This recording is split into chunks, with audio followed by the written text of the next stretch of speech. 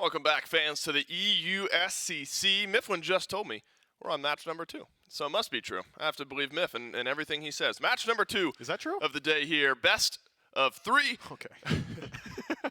We have 4 best of 3s for you today. 2 over in EU, 2 in NA. This is our second and final EU set of the day. And Miff, a couple teams that are 2-0 in the standings. Couple teams coming off 3-game sets. High expectations. Yeah, I'm expecting a 3-game set between these two as well. Yeah. I feel like they are very equally skilled. And for those of you not initiated, it's going to be the Gilded Gladiators up against the Niflheim Wargs. Both teams that have got tons of SEC pedigree behind them. Here's the thing, Miff. I was going to initiate everyone here in just a moment. You know, eventually we got to look at the schedule. Yeah, Eventually we've got to look at the standings. Well, yeah, well. So don't rest easy, everyone at home. I'll initiate you eventually. But I already did. Miff is just trying to, you're trying to do more than your job requires, Miff. You're going above and beyond. Oh, I appreciate Allow that. me to reinitiate you then. Here's the schedule we've got over in EU this week. Gilded Gladiators and the Niflheim Wargs, and the Aru Scorpions and the Highland Ravens. They will be playing tomorrow before the SPL broadcast. So Gilded Gladiators, Niflheim Wargs, rather, the last EU set we've got today. And then the final set of the week will be played tomorrow at 11 a.m. Eastern Time prior to the SPL. And as I've mentioned, and I did initiate the viewers on this one, Miff, these two teams, the last remaining undefeated teams over here in EU, it has been a bloodbath in EU, my goodness. Bunch of 1-2 teams, an 0-2 team. Depending on how the Highland Ravens, Aru Scorpions set goes, there could be 2 teams with a couple of wins, and everyone else has only got 1. EU has a little bit of parity growing between these top couple of teams. And so this is very important, Miff. If you're starting to look towards the end of the year, if these are going to be the 2 teams that stand out as the best teams in EU, you're looking at seeding, things like that, going towards the end of this phase. A match like this could very well decide it. Yeah, I think this one's going to have a lot of implications on the entirety of the seeding for EU going forward. But with that said, and feel free to correct me, I know that that's one of your favorite things. The Gilded Gladiators were just F6 previously. Mm-hmm. Niflheim Wargs, what was their previous IGN? Do you remember? I don't remember their previous team name, No, to be honest. Yeah. But it's because the branding now is just so sick. The branding is very cool. They have played together for a while, Kana Sarpe, Angry Preds, and Spuddy. We'll talk about them in a little bit. The Gilded Gladiators, though, you're absolutely right, Miff. The old Just F6 roster, now the Gilded Gladiators. And you know what? As an unbiased caster, it is nice watching this team. Why'd you like phrase it like that? Are you saying that some of us are more biased? No, I'm saying I'm an unbiased caster. As opposed to the biased casters. That may exist, right. That's not for me to decide. It is nice to see this team finally start to get some wins, get the ball rolling, right? Because the Gilded Gladiators, as just F6 in the SEC, and it's what we've mentioned most times that this team plays, where they had their fair share of struggles last year in the EU SEC. They stuck together. They knew that this team was capable of winning a lot of games in the SEC, and it looks like they finally start to hit that stride. Again, 2-0 in the standings already here in EU, and a chance to remain undefeated through half their matchups. I'm going to be candid. When they were just F6 and it was just the regular season, this team didn't really impress me. There wasn't any standouts. But ever since they got that LAN experience during the play-ins, they have really ran with it. They've expanded on their play styles. They've really started to work a little bit better as a team. I feel like the shot calling's become more concise. The target selection's gotten there. They've diversified how they approach the beginning of some of these matches, and that has made it a much harder squad to lock down. That makes it much more difficult to study up and figure out how you're going to beat it. And in doing so, has jumped them in the standings. I know we're only 2 weeks in already, and we're going to get to see whether or not they can keep their win streak, but so far, it's a squad you need to keep your eyes on. Well, Miff, the Niflheim Wargs, the opponents here to the Gilded Gladiators, you asked who their previous team was. The reason that we don't really remember is because it's kind of a combination of a couple different It's a weird teams. amalgamation. Right, a weird amalgamation, right. And so Angry and Spuddio used to play with that Elysium team, and then Snake Pit prior to that. That's what it was. And then the rest of the players kind of fitting into this roster. And again, I look at this team over here in EU. I think the most surprising thing is that Hex Mambo has struggled to get the ball rolling. The Styx Ferryman, obviously a very good team. The Niflheim Wargs have stood out, again, a 2-0 team here in the EU SEC. Very, very capable roster that have played on some very, very good EU SEC teams in the past. And really top to bottom, I'm excited to watch this team play here today. I think Angry really stands apart to me, Miff. This dual lane also very strong, but I expect big things from the mid lane. Yeah, Angry has been a very consistent player, very aggressive as well. Even before Thoth was in the meta, Angry was making strides on that god back in Season 7, back in Season 8, now in Season 9. I would argue should be able to perform very well on it. I know that he's also very capable of going towards the more standard selections, things like the Merlin. I've seen him on the Jean Queen in the past as well. Very aggressive stylings from the mid lane. But I think you're right to highlight the duo lane of this squad.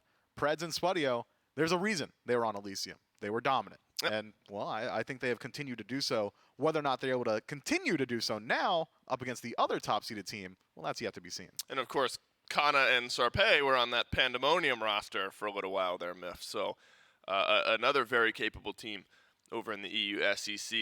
2 undefeated teams in the EU SEC, 2 teams coming off 3-game sets. We get another 3-game set. Which team will improve to 3-0? Which team will fall to 2-1? Picks and bans for game number 1 will get us a little closer to finding those answers. That'll put the Niflheim Wargs in first pick and the Gilded Gladiators over in second pick. Miff, it feels like now we're, 2-3 weeks into the SEC. This is week 3. This is week 3, thank you. Feels like the meta has stabilized a little bit, and we've officially reached that point of kind of expectations and the top picks being the top picks. Yeah, I think that week 1 of the SEC, having been before the SPL, they were waiting to see what the SPL players were playing. And that's generally the meta every single season in casuals and ranked. We wait to see what the pros are doing, and then you start to adapt that to your own styling. You see what works for you in that meta, and that's how you develop the individual tiers of play, be it ranked to the SOC, to the SCC, all the way up to the SPL.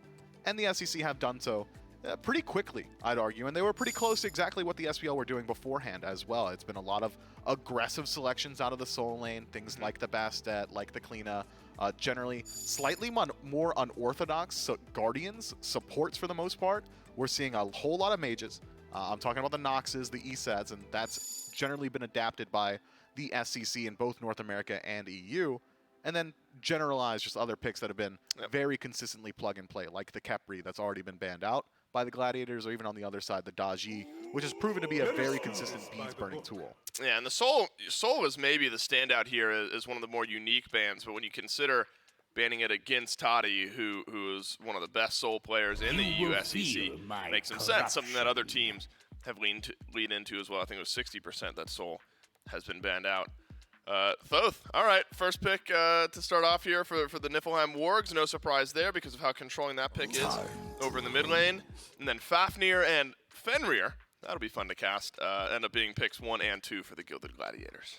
That is curious from the Gladiators. These are both picks that, well, Fafnir still very much so in the meta, still has some selections that really does elevate that pick. Generally, when you want to go towards these double ADC compositions, be it both physical or maybe one physical, one magical. But taking it alongside the Fenrir, which has seen a significant drop in priority at every level of play since he's seen some nerfs towards his support styling. You don't really want to take him to that support role nearly as much. Right. And now, with him being generally a dedicated assassin, very squishy in a meta that has a lot of damage and a lot of consistent CC in it, could make it difficult for this pick to perform, especially with what the Wargs were allowed to select in second pick, or with their second selections. Medusa and ESET locked in. Both picks that are strong into Fenrir. Petrify, very good when you're being brutalized. ESET, Dispel Magic, Stun, both great tools to get rid of that brutalize as well. And just the top 3 of the Wargs being completely meta is a little bit spooky for the other side. Chiron then maybe gets me a little excited. We've seen big things out of Chiron here recently, especially out of mid lane. Of course, over in the standard duo lane as well. But the way the build feels like it's gone really ability-based. By late game, Centaurus is shredding targets, and the detonation on that damage does big damage as well. And so I think the Gladiators, starting off one of their carries with something like the Chiron confirmable damage, I think pretty strong here. Niflheim Wargs, though, Miff, they seem to think that this Chiron will be headed over to the dual lane. You get an Agni ban. On the other side, some initiation maybe is what's needed for the Niflheim Wargs, and wow. Serket very strong at initiating. Take that one away. And did Amaterasu catch your eyes there? Yeah, I was expecting the Wargs to try and vie for that pick themselves because of exactly what you said, lacking in initiation. Even if this is ESET slated for the support role, generally it's ranged initiation from her. It's Dispel Magic into a ranged stun, and then you hope that your team's got the follow-up damage from a range. And the Wargs have got that thanks to Thoth already, and even Medusa with those Viper shots. But you still want a front line. Just because you can initiate from a range does not make up for the fact that you need someone to create the space for your ranged damage dealers to get in there and deal their damage. Amaterasu would have fit that role very well. This is a pick the EU SEC has been a fan of recently, and it's generally turned my opinion on Thor a little bit. I think this god is undervalued, but still underpowered compared to some of the more priority selection assassins. But having a semi-global ultimate, a consistent wall, a great range CC engage tool again, the ability to poke out some of these guys like Chiron, who will now probably be dropped to about 60% from the hammer combo, will be a little bit more worried, a little bit maybe trigger happy with Centaurus just for death immunity. I think that Thor has found its home in the USEC, and it looks generally good when we see it locked in. Yeah, definitely a pick that we're not surprised we're not seeing like first picked, like top tier jungler every single time, but a pick that we're surprised hasn't been picked, you know, much up to this point. Thor, one of my favorite picks. Another look here in the EU SEC. Game number 1 between the Wargs and the Gladiators kicking off right now. 2 undefeated teams, 2 teams that are no strangers to longer sets. Will this one go 3? Will this one be over in 2? Have to wait until after this one to find out. Sarpé on the Thor, Maskill on the Fenrir Myth. 2 very important level 5s to reach, but impact the map in 2 totally different ways. Yeah, Thor a little bit more so just constant threat on the map. Back when he was in the meta, the conversation between teams is, which side of the map is he on? Is he on left side? Okay, guess we can't step up at all because of that global presence. If he's on the right side, you can't step up there either. So it's not even so much that Thor is going to have to get involved. It's just that constant threat of looming pressure that will stop legitimately a lot of aggression, especially in a lane like what we see from the Gilded Gladiators. A Chiron early on has great fight potential, as it does with Fafnir, so you'd want them to be able to leverage that. Certainly great fight potential from the Wargs as well, between Iset and Medusa, or even towards the Soul lane. Lestemics might have to play a little bit more peacefully, a little bit more further back, whereas Cthulhu has very quickly become a god that loves to take these trades in the early game. If Sarpé is level 5 and on that side of the map, simply won't be allowed. Whereas Maskill, similarly, at level 5, hits a massive power spike, but it's more so you have to get involved. It's time to start burning those beads, make use of that ultimate. Yeah, there are plenty of beads to burn, aren't there, Myth? You got all 5 members of the Niflheim Wargs picking up beads as their first relic. 3 of the 5 of the Gilded Gladiators doing the same, but the main differences being, the only differences being, Rotwin snagging the shell, and then teleport for Lestemics. Feels like sometimes, Myth, we have seen solo laners, at least in the SPL recently, hold off on buying that relic early to maybe avoid situations like this, but both solo laners walking back into lane. Kana's got beads, Lestemics has TP, and so Sarpé has some global pressure, of course, some semi-global pressure with that ultimate. Rotational advantage. Lestemics has a little bit of that with the teleport out of solo. And it's splitting hairs, but there is legitimately zero reason to purchase teleport at level 1. You're only getting that value when you're TPing back to lane, unless you think you're going to use it to like invade a camp and then you want to TP back to your tower for safety. But outside of that, generally you can wait until you're first back, pick up your teleport, and immediately get back to lane if you want, or you have a little bit more so of a informed opinion about how the laning phase is going to go and which relic you want for yourself. Whether or not that comes back to bite Lestemics, yet to be seen. I doubt it will because he's Cthulhu and he's very safe in the lane once he takes over to level 5, but, you know, small micro play that might be a point of contention. Are you the type to not level an ability like until the camps spawn at the beginning of the game? Do you walk out, like, because the argument is that, you know, if a team is rotating and looking for you, or you happen to like clash with someone super early on, you might want your movement ability to get out or something like that. I know that like invading isn't really happening anymore, but I used to when invade happened, but now that Invader's Curse is in, I'm just leveling whatever clears fastest. All right, so we're leveling whenever we want nowadays. Purple buff goes down, and it's the Gilded Gladiators who drop it. No, it's the Niflheim Wargs who drop it. I'm all turned around. Spudio picks up his purple buff as the Gilded Gladiators turn their eyes towards the left side of the map. Maskill putting out some pressure here, Myth, and the Niflheim Wargs are able to absorb it well. Yeah, Maskill spends a slight bit of time trying to find that invade, and in doing so has allowed Sarpé to farm the map a little bit more quickly, but considering the pacing of both junglers, Sarpé goes back to base around the exact same time, so Maskill not even falling too far behind. Both now sitting on the heavy mace, tier 2. of either Jotun's Crusher or Brawler's Beat Stick, depending on what it is that they'd like. I'm assuming both will be going towards that Jotun's, as both of these guys have got pretty high cooldown ultimates that are very high value as a team fight tool. Sarpei with the Righteous Hammer, or Anvil of Dawn rather, and Mass Kill with Ragnarok. So we have reached level 4 for Mass Kill. He has beads, so Blink Ragnarok won't be on the table, but of course you can jump on in, make some characters uncomfortable over for the Niflheim Wargs. But still all 5 sets of beads remaining. And that's the big thing to look at here. Sodos, when you get to level 5, Grasp of Death can help shred some beads off, whether it's Angry, Preds maybe on rotations over towards the mid lane. Maybe Rotwin has something similar in mind here as well. But you'd have to imagine, as the first Anvil of Dawn drops down, and it's Sodos who uses the beads and the ultimate. And not much to show for it. It looks like Rotwin had transformed just a moment ago, but then or no, he's level 5, excuse me, he doesn't have ultimate yet anyway. Might need it right now. He's gonna get stunned, but now the Ragnarok connects onto Sarpei. Beads are out and brutalized. Got enough damage. Gilded Gladiators grab first blood, but now Angry with the final judgment will dash forward. Snags the first. Looks like 1-for-1 trade in the mid lane. Yeah, it looked to me like Sarpei, after he'd used Berserker's Barrage, was completely Had he not used that ability, kept his hammer, would have been able to escape with his life, and likely still would have found a kill for the Niflheim Wargs. But at the end of the day, 1-for-1 trade between these junglers, and parity remains between these junglers, both level 5, both finishing off Jotuns, both with Eye of the Jungle in that first slot. Only difference between them now is that Maskill has still maintained his beads. That said, Sarpei is the only one on the Warg forced to use that defensive relic in this skirmish, whereas Sodos loses his beads and ultimate. Rotwin loses out on that shell. That's a massive target on this Persephone's back. Gotta think that Sarpei is gonna, the moment he gets his ultimate available, try again. I already see both mid laners receiving a little bit of pressure from the junglers, but you're absolutely right, Myth. Sodos, a little bit worse for wear, at least in the relic department. And in the kill department, Angry with a final judgment. Good 100% damage so far. 100% connect rate so far. Spear of Desolation. Are you gonna keep track? Of percentage of hits? Yeah.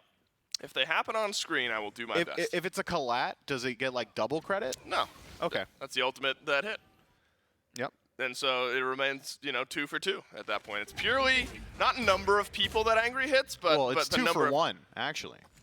Right, if you're counting the number of characters that he hits with every final judgment. That's some good damage on a mass kill. Always threatening whenever Preds and Rotwin are going to rotate out of lane, be over here towards mid. With the amount of lockdown between those two, can always set something up. Rotwin on the wrong side of mid right now, but tanky enough with completed Gauntlet of Thieves are both supports. 4-man rotation out of the Gilded Gladiators, though. Preds eats the hammer, eats a Grasp of Death, and eats damage from Toddy. The Gilded Gladiators send their ADC towards mid, and it pays off to the tune of 1 kill. Gilded Gladiators still 3 stacked here. Could potentially try and take a fight as Spudio cuts off the rotation from Toddy. Angry. I was concerned about him, but maybe we should be concerned about Toddy. Petrify, no good on the Toddy. I think if that had connected, Spudio might have sent a little bit more that way. But now Spudio, who doesn't have ultimate, does have beads. Rotwin now does have ultimate, but used it just a moment ago. It's going to make life uncomfortable for Spudio. Spudio will have to miss a couple of the minions there on the left side of the map. So, Myth, we've already seen a lot of action centered around this mid lane, but neither of the mid laners have died just yet. Angry's got the kill, a couple of assists for Sodos, and they've both remained on the map all game. They have, so you got to consider the pacing of the game so far and the build difference between the two, and I think Angry probably benefiting slightly from this pace, whereas Sodos has gone for Divine Ruin in that first slot, a slightly cheaper item. Will get you your power spike a little bit earlier on, so would love to take some engagements, especially against a Thoth that is going to be scaling very well with the Spear of Desolation in the first slot, but neither mid laner having fallen. Might just be that Angry starts to passively pull ahead, already reflected in the experience. Angry 9 as opposed to Sodos at level 8. 100% kill participation for both of the supports. When we had the Tartarus Titans in here, Myth, we did our little round table thing. Aurora was like dying on the hill that support is the most broken role in the game right now. Do you buy into that? It's hard to ever say no. I'm disagreeing with one of the best supports in the world, right? Like it's a hard stance. Might be hard for you. All right, go ahead. Jungle is always going to be the best role, and that is not a Smite thing. That is a MOBA thing. This whole genre is going to be dominated by junglers because a good jungler will just diff a lobby. If there is a gap between jungles, you will win on your own, even if there's a gap on support on the other side, just by nature of being the guy who can get involved everywhere on the map from minute 0 to the end of the game and dealing a ton of damage. Do you know a thing or two about jungle diffs? Yeah, I was on the receiving end for the most part. But to speak to Aurora's point, it's very similar a conversation in that initiation might be the best part of a team fight, and supports are going to be doing that. It's the only part of a team fight that you always get to play is the initiation. If you get initiated on, you still have to fight back, and I would consider that at least slightly part of it. You're also the guy who's going to get you out of most fights, as Listemics goes into Descent into Madness, and Kana's already used the dash. And Kana will have to transform, Brutalize out, Brutalize canceled, and Mass Kill won't have nearly enough damage. Kana walks away just fine. Ardio's been in an interesting spot, and if I think back to Ardio of Season 8, the end of Season 8, and every single game, Ardio was pick banned. You look at Yark and his performance throughout the SMITE World Championships and the level of play at the SEC. Feels like Ardio had been overlooked for a little while here in Season 9. A lot of Cthulhu, a lot of Amaterasu, Bologna, Assassins over in Soul Lane. Always been a part of the conversation, of course, but maybe not quite as prioritized in relation to the other picks as we saw last year. Yeah, I wonder what that is. Maybe it is just the Soul Eater changes throughout the years and some of these new Assassin Soul Laners really being good around objectives, but I'll say it every single time. There is not a single matchup that Ardio walks into and says, "Oh man, I gotta play against this." Toddy feeling that exact same way though. Spudio puts him down in the 1v1, and well, Sarpei gonna reprise his dunk. Ooh, nearly gets a double stun. Does hit the wall stun on the Mass Kill.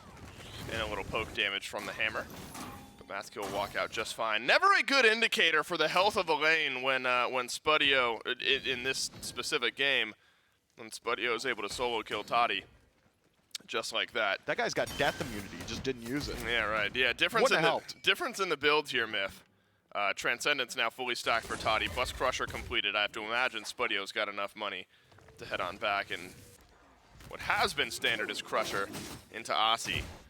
So with fully stacked Transcendence and Crusher, Myth, I'm surprised Toddy took that much damage. Though I don't know if the Crusher was completed at the time of death, but Spudio still feeling fine in that lane. Yeah, I'm not sure. If that Crusher was done, Toddy certainly in a position where he could have taken the engagement and likely would have won out on it. Has more CDR, has death immunity, has pretty decent burst potential, but with Spudio getting the jump on him with the Lacerate immediately into Viper Shot, we saw what that damage output was, and it was like 80% of his HP before the dash even gets channeled. Not much for Toddy to do in that scenario. So far, even though Angry has connected every single ultimate this game, Dave, haven't seen one connect from Sarpei just yet. Just slightly wide on the 2 attempts so far, and that's not what you want when you go for this style of build with Thor. hi-rez in that second slot means that your combo, it does a whole lot, and you've got some good targets to try and lock onto. Listemics just now gets some physical defense, but you've already got double pen options from Sarpei, so Breastplate of Valor will mitigate a fair deal of damage, but I would argue Sarpei with the entire Thor combo, I call it the Gars combo, will do like 50, maybe 60%. You've got decent lockdown potential from Kana and Descent into Madness. Not a great peel tool up against Thor because Berserker's Barrage makes you knock up immune. That's a fun fact, Myth. Yeah, Thank you very much. Yeah, no problem, man. You're so proud of the way you said that. I'm proud of you, Myth. Yeah, thank you. Have I told you that recently? Just about. This might be the first time you've ever said it to me. I'm proud of you. Oh, I appreciate that. Yeah, you've done a really good job. Let's see if I'm proud of Sarpei. No. No, I'm not. Hammer in. No, wall's no good. Wow. That. I said that. Sarpei, I'm not proud of you. You know what? I'm disappointed. Yeah, just about everything misses there from Sarpei. He's got an opposite hit rate from his mid laner. Another wall. Thor's hard. Goes just wide. Yeah, I mean, look, not an easy pick, don't get me wrong. But that doesn't mean when everything misses, it doesn't happen on our screen, right? It's like me yelling at Tom Brady when he misses a throw. Like, I can't do that, but like... You saying Sarpei is the Tom Brady of SMITE? Well, I can't say that when adapting has played Thor the way he has. Here's an engagement over on left. As Wing Gust and Petrify, that'll get the slow Rotwind transforms. And now we collapse in for a whole lot of damage. Toddy has used Centaurus, though. Able to pull back one onto Sarpei, but ends up dying on the other end anyway. Another 1-for-1 trade here in game 1. Yeah, it looks like there was a competition between Rotwin and Toddy GR to get the last hit on a Sarpe. Between the dot damage of Fafnir's transformation and the dot damage of the Crusher from this Chiron. Had Toddy won that, likely would have survived. If you get a kill in Centaurus, you are allowed to revive. But I want to make the point about Thor. And it is a legitimate concern. I know it's a meme, Thor's hard, but that is why we don't see Thor played in competitive very often. Sure. We've heard it time and time again from players that have been big Thor believers in the past. In the SPL currently, I believe Lairs recently made this point as well. He is a god of very high highs and very low lows. If you're hitting every single ultimate or you're connecting 2-3-man ultimates in team fights, you are probably just winning because that is the difference Thor can make for your squad. But it is not easy to do. It is very inconsistent, and one missed ultimate will lose you a team fight. Yep. You lose out on the most important part of your kit every single time, and Thor is very dependent on it. Makes this god a little bit wishy-washy as far as performance goes. I think adapting might be the Tom Brady of Thor, maybe of Smite in general. No, I think Tom Brady of Smite's got to be like Zatman because he's like one of the oldest players and he's got the most. Yeah, I guess it depends on what angle you're asking me from. Are you saying 85 degrees? No, but I'm saying, are you saying that Tom Brady is the best of all time, and that's the conversation we're about to have, or are you more looking at it like an old player who's still in the league and still doing well and still has a chance to win championships? Yeah, I was going for that one. Yeah. Okay. So. No, I don't like see Batman or like Barracuda. Yeah, right. Yeah, good way to look at it there, man. Gilded Gladiators considered pulling up this Gold Fury. They're going to pause the game one more time before we get back into it. And it is interesting if you get these two kind of high-octane junglers.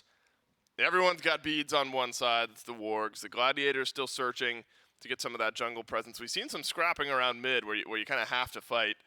But with the pace that these junglers can set, kills have been somewhat low, 6 kills in the 12, 13 or so minutes that we've seen this game. But no surprise that these EU SEC teams like to slow things down regardless of the style of junglers that you have. Though, maybe not for lack of trying. Especially from Sarpe. Just hasn't quite connected just yet. Yeah, I feel like Mass Kill's fallen into the trapping of, yo, I'm like an ultimate god. Ragnarok is my kit. And he's not entirely wrong with Fenrir. But someone's got to burn beads, and Mass Kill can't sit there on his hands saying, well, no one's burned beads, so who am I going to Ragnarok?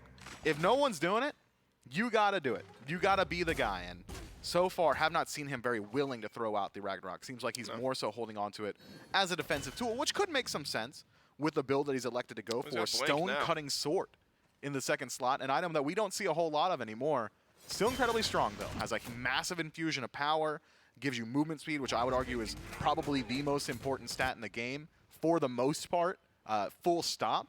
On and also just like raw penetration on every god. Yeah. No, I know. I'm thinking we haven't seen Stone Cutting Sword in general. Yeah. On Fenrir especially, though. I mean, that's, do you normally imagine auto attack-esque builds on this? I mean, obviously you have Jotuns and you build something else into the mace tree, so diversifying is rarely going to be a bad thing. This is curious.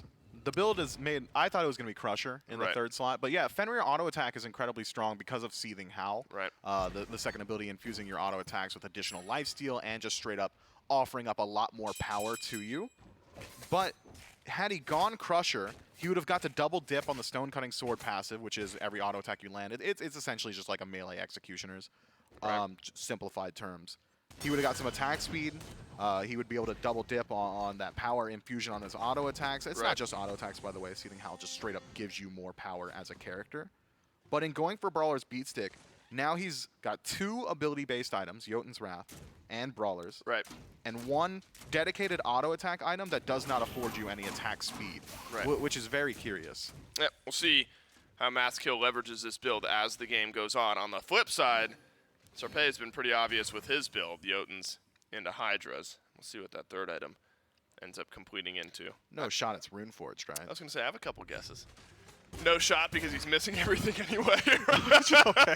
I'm glad you said it.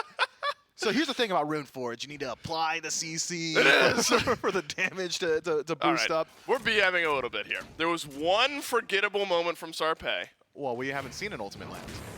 Right, but a couple of assists on 3 kills. 2 kills. Sarpe dunks in. This one connects, burns the beads off of mass kill, and that wall massive. connects as well. But Sarpe too low to go back in. Angry, finding a lot of damage from the back of this fight. Listemics is rotated over from solo.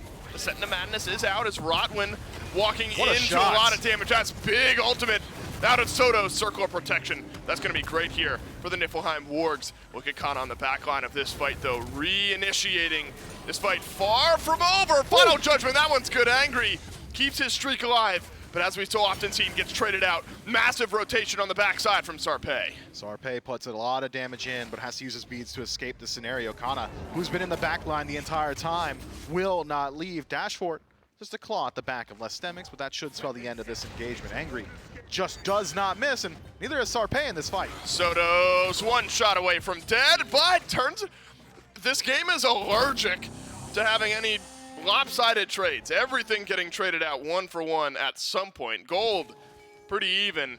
Experience a little bit further away. Niflheim Wargs ahead in that category. It's a 1 level lead in mid, couple levels in ADC, and then the 1 in support. That makes the big difference here. That's a fun fight to watch, Miff. I mean, very back and forth. Both teams had these big opportunities for damage. Ends up being a couple down on both. But look at the difference in relic usage as the Gilded Gladiators pull out the Pyromancer and will take it for themselves with 0 opposition. That's one of the benefits of Stone Cutting Sword on Fenrir. He's slamming for 300 per auto attack when he's got Seething Howl procced, and we'll have it more often than not on these objectives. But beads used by Masskill, beads lost by Sotos, both 2 targets that Sarpe would love to lock down. Both have got decent CC immunity in the ultimate, but even then, Masskill likely will take a good deal of damage just from like Berserker's Barrage, even if Sarpe decides not to go for the full combo. Similarly, Sotos in the same position, and on the other side, you still maintain 3 sets of beads, Kana, Angry, and Spudio, 2 of your carries, your actual hyper carries, Thoth and Medusa, holding on to those defensive relics. Maybe not the most appetizing target for Sarpe, who's got a global escape, essentially, and, well, Preds, who is the support with Lono's mask. Yep. Breastplate of Determination now finished for Kana, who was already tanking up an immense amount of damage in the last fight. And he got Nemean and Bulwark of Hope. This RDO, it's going to be so hard to kill. You can say the same for Listemics, though. A little bit different in the build. Both have Voidstone, both have Nemean. Genji's Guard. Or Oni Hunter, excuse me, for Listemics, then Breastplate of Valor in there as well. And so you look at both of these soul laners, Miff. Just the sheer amount of damage it's going to take to shred these 2 down. It could make for some longer fights later on in this game. It could, and long fights will likely favor the team that's got superior healing. Unfortunately, it's hard to determine which team that is. You've got the team-wide heal from Lestemics when he's descended into Madness, and Toti GR with his passive, whereas on the other side, Preds with Circle Protection and Kana with in-combat healing. I think maybe a long team fight will likely still favor the Wargs just by nature of having the Thoth on their side, just that long-range damage so hard to deal with in these elongated battles of attrition. It's just hard to return damage. I mean, look how far away he is from Masskill. What's Masskill going to do? Juke, I suppose. Able to juke out 1 or 2. Ends up taking 1 on the job. Let's watch. We're going to end one team fight, Miff, with both soul laners being the last 2 alive, and we get to watch the most exciting brawl ever. Full tank RDO versus a full tank Cthulhu. I got some good news for you, man. Yeah. That's like the last 20 minutes. We could have just been hovering the camera in the soul lane. We could have been watching that. Yeah, but now the implications of who wins that fight are going to be so much higher, right? Like, all the other 9 players in the game are going to be dead. Whoever stands strong at the end of that one. So, a cage match between solos could be looming at some point. Gold Fury still on the map after 21 minutes. Pyromancer, remember, got taken by the Gilded Gladiators, but no answer back from the Niflheim Wargs. What a unique spot, games like this go to, Miff, where the characters, all the gods getting stronger and stronger and stronger with their itemization. Like, there's a world where, like, Fire Giant could somehow be taken down but before Gold Fury if both teams decide that they want to hover closer to that side of the map. Suppose neither side has felt like the left side of the map is worth the risk. Dave, I didn't want to bring it up, but now that you've said that, okay. I have to say it. Okay. I think if Fire Giant dies before the Gold Fury, legitimately the Niflheim Wargs have fumbled the bet. because yeah, I mean, they have Spadio was ahead, right? Spadio was dominating that lane. Only one solo kill, but dominating the lane in TKOs. You've got the best confirmation tool in the game with Circle Protection. And then you've also got like one of the other best confirmation tools in the game with Angry's yeah, no ultimate. chance. All right, here we go. All right. It should die first, but we're 22 minutes in. If this turns into a team fight, they're not doing the Gold Fury after the team fight. Right, but it's not like, again, it's not for a lack of trying, right? Gold Fury will be taken by the Wargs as Rotwin chasing down Angry. Sarpé backpedal away with the rest of his team as well. And don't worry, Miff, we can rest easy. The confirmation tool's used. Uh-oh. Akana has to blink away from the Ragnarok. Yeah, that was a blink trade. Maskill uses his own trying to close that gap. Even if he connected on Akana, would have only taken the beads. Wow, Rotwin taking a lot of damage from Angry here. There is no final judgment. There's a big dunk from Sarpé. We've been waiting for it. And it's arrived in the mid lane. Maskill alone in the back line. Brutalize should be enough, and it sure is. But Angry, he's got enough to turn it around. Killing spree for the Thoth. 2-for-1 trade. Sarpé, though, Miff, brings a big one to the table there and helps set up a kill. Yeah, comes up massive with a three-man dunk as the Gilded Gladiators try their best to siege into a tier 1 tower. Now they're on the receiving end. Dash forward from Angry will not connect as Sodos leaps back to the tier 2. But where will the Wargs go from here? Pyromancer spawning very shortly.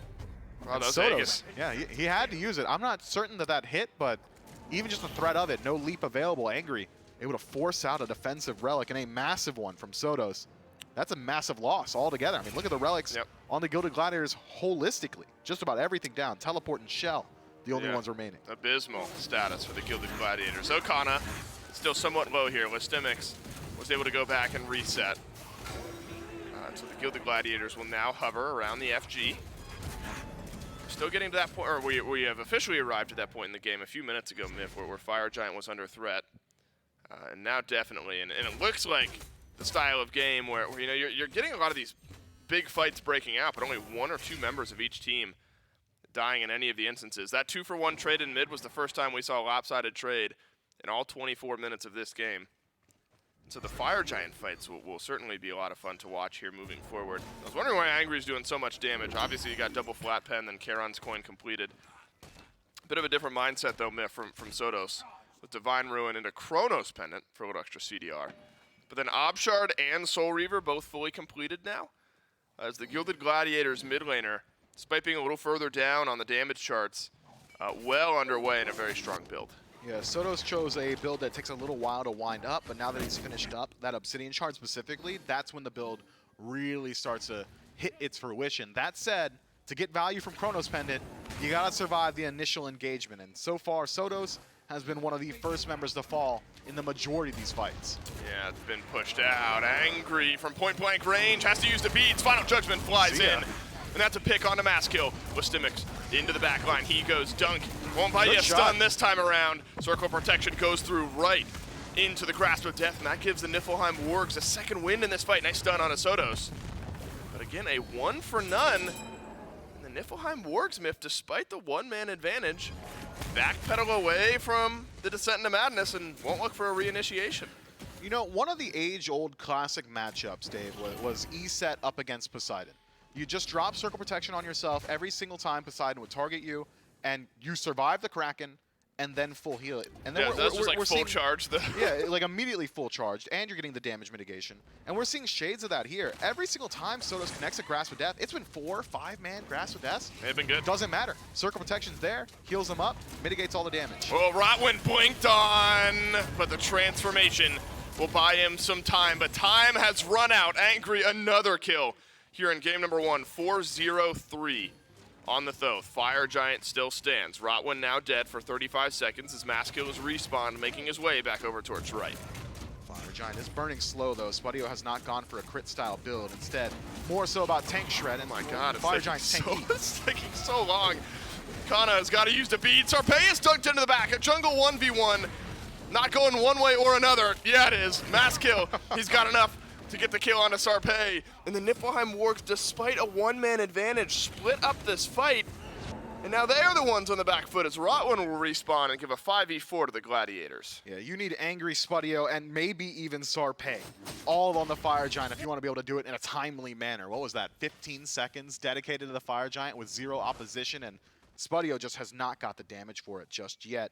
Neither ADC does, so luckily for the Niflheim Wargs and their fans, despite Sarpei being dead for 30 seconds, Toddy GR with this style of build will not do a whole lot of damage to the Fire Giant.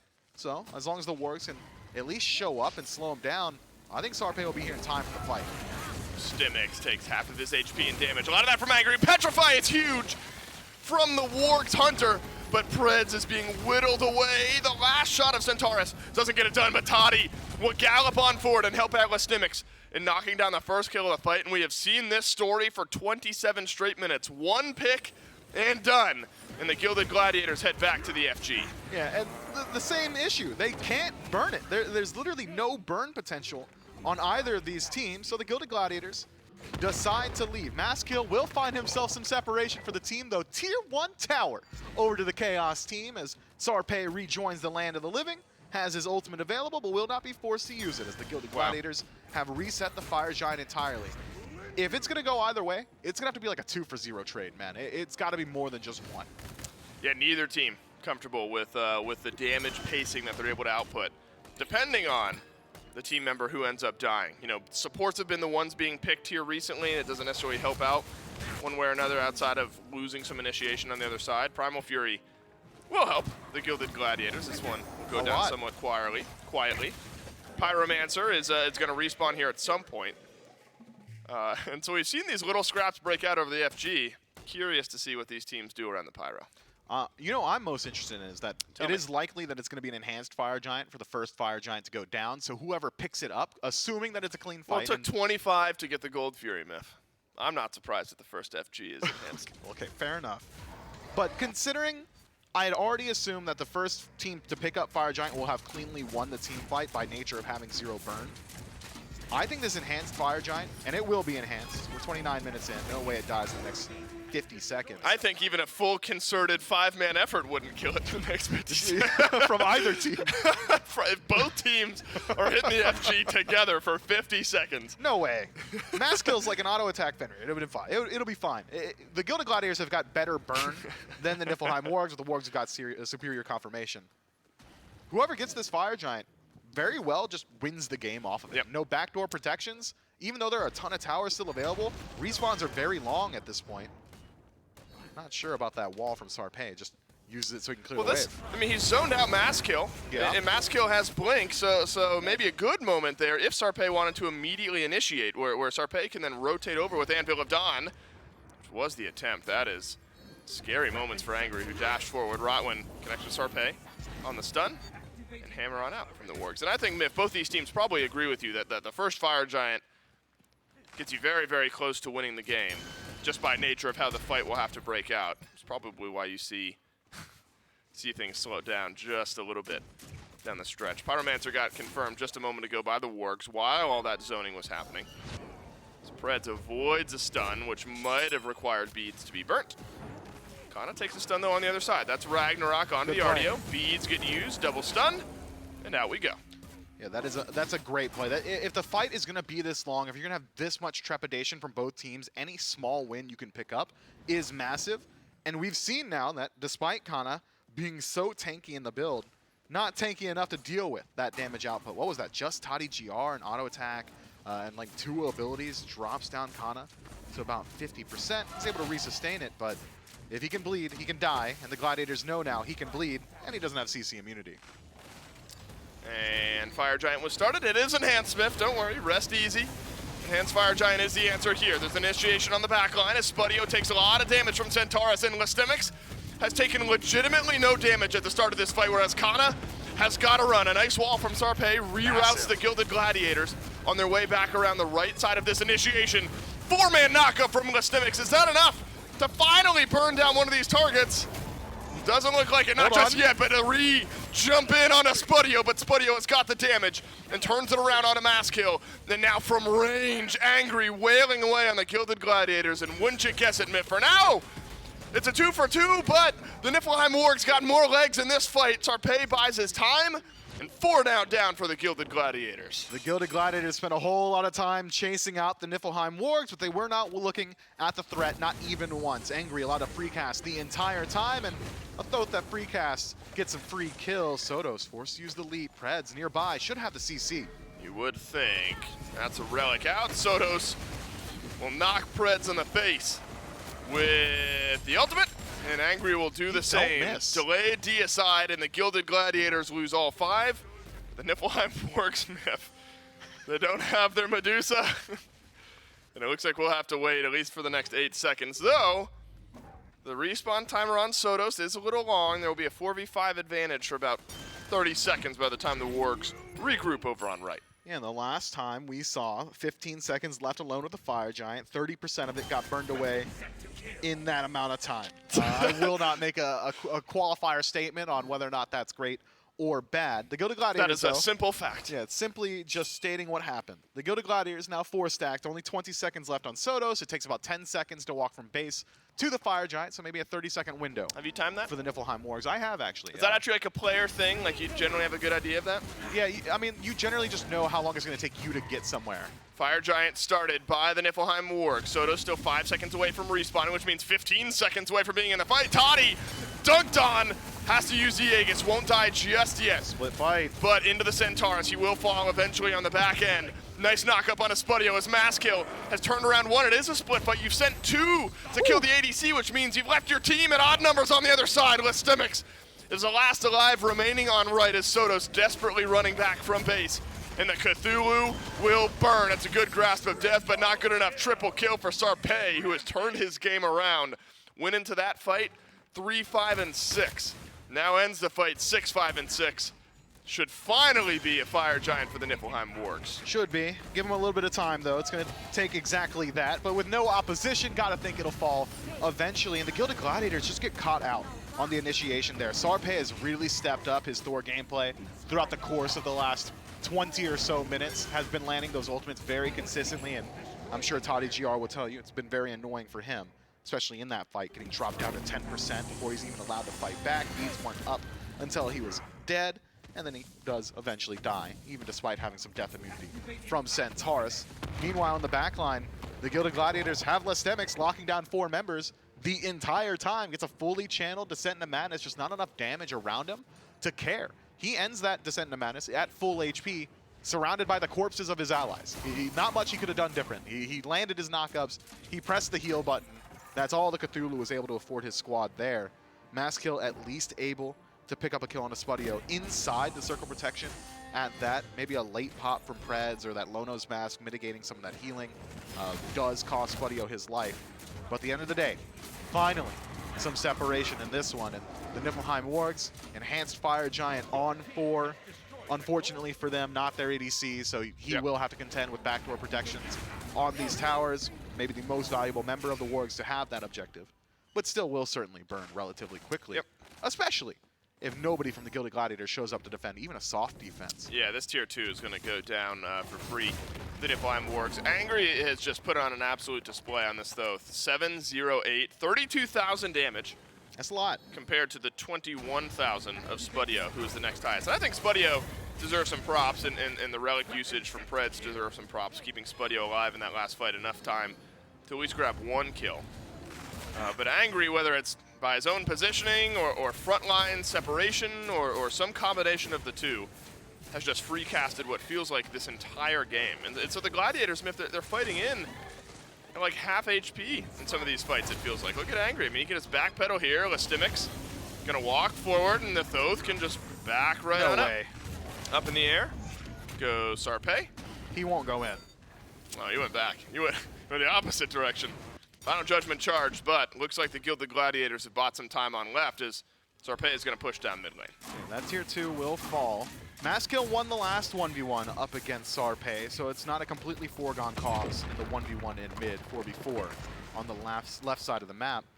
Thought maybe we'd even see Maskill blink forward there. Yeah. You know Sarpe doesn't have hammer or ult. Could have been an opportunity. Instead, Myth, it's Kana who's blinking forward. How is Rotwin taking that much damage? Looks like a Final Judgment from Angry connected. Of course it does. And so Rotwin has got half of his health missing going into this fight. Centaurus has found some good damage. Spudio back into the circle of protection, receives a small heal, gets Petrify off, and now Angry is gonna have to win this fight as Toddy has found the opening pick on the Preds. The dual lane is gone. Toddy has got a double kill. Kana is missing. Sarpei will take the hammer out, and Angry and Sarpei will be the last two to live. 3 for 0, but no exposed birds and no fire giant on the belts of the Gladiators. I think, Dave, the Gilded Gladiators have done enough to extend this game to yet another fire giant dance as we approach the 40-minute mark, 2 minutes away from it plummeting back towards the earth. I'm curious, though, what all can they get here? 30 seconds left on respawn from Spudio. There are a lot of towers left. They can get the tier 2. They may even get a Phoenix. Gotta be a Phoenix, right? I don't know. Angry's got good defense. There's 30 seconds on the respawns. The tier 2 tower went a little slower than you'd hope. Final Judgment charged. Where'd it go? And not onto anyone on the Wargs, that's for sure. Rotwin walks into the Phoenix, tanking up the objective. Toddy's health bar is evaporated. That gives you a good idea of what the Gilded Gladiators have had to deal with. It's a double kill for Sarpei. The Phoenix is there, but at what cost? It's a triple kill from the Thor. All of it set up by Angry.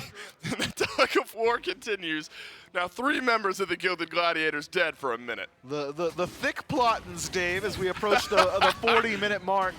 Triple kill should confirm you this next fire giant. 1 minute on the respawn. No, they'll all be back up. Maybe like 6 seconds where the Niflheim Wargs are left Michael alone Scott of you with the fire giant, but like 6 seconds is nothing when you've got this level of burn. Maybe a Phoenix in response, but it's just 2 members of the Niflheim Wargs here. I don't know if we're gonna see one full 5v5 team fight for the rest of this game. I mean, everyone's just gonna keep going in these lopsided numbers. Angry has not died at all this game.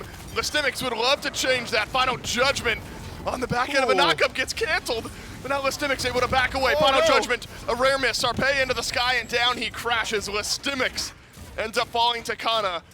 Another staggered out kill. But the 3 members of the Gladiators who were dead now respawning, and the Niflheim Wargs have all 5. It's been an action-packed game. 36 kills in 39 minutes. The pace has really picked up. It has. Because it was what, like 16 kills at like 25 minutes or something like we were really lots of trades. Lots of individual trades, teams being cautious.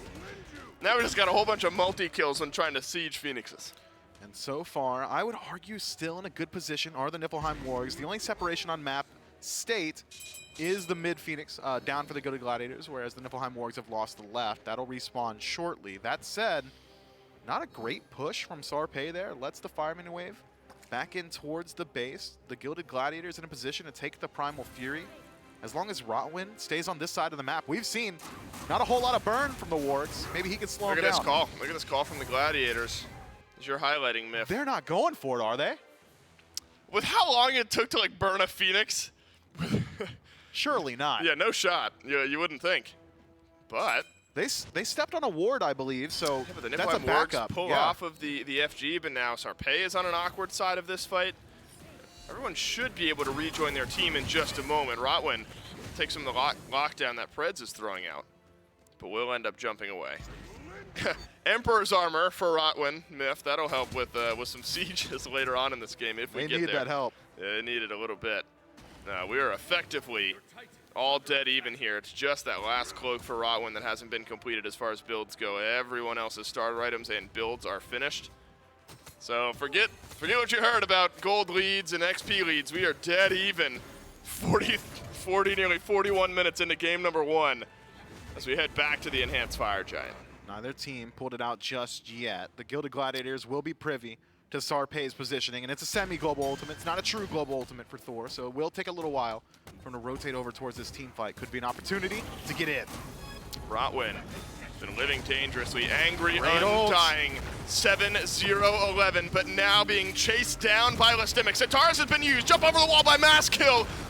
And what a time to get a kill on a Spudio, as Angry will still back away, and he will still live. There is damage to be dealt, and Angry is going to be the one dealing it. Dashes away, 3-man stun from Sarpei, and the trade goes right back on the other side. Sarpei, after starting this game 0-3, is now divine at 10-5. You've traded out Spudio for 2 members of the Gilded Gladiators. We'll hit the brakes one more time. I don't think either team comfortable with pulling the FG just yet. A game of high highs and low lows. A direct foil, or maybe a direct comparison, a parallel, if you would, between Sarpe the player and Sarpe the Thor god, holistically, and Niflheim Wargs benefiting and I suppose blundering in equal parts. Different portions of the game from his performance have certainly stepped up. 10, 5, and 8, 18 affected kills for the jungler of the Niflheim Wargs, and essentially saves the game with that rotation. Had the Gilded Gladiators been able to continue their assault, would have likely taken out at least a tier 2 tower, even potentially in the Phoenix.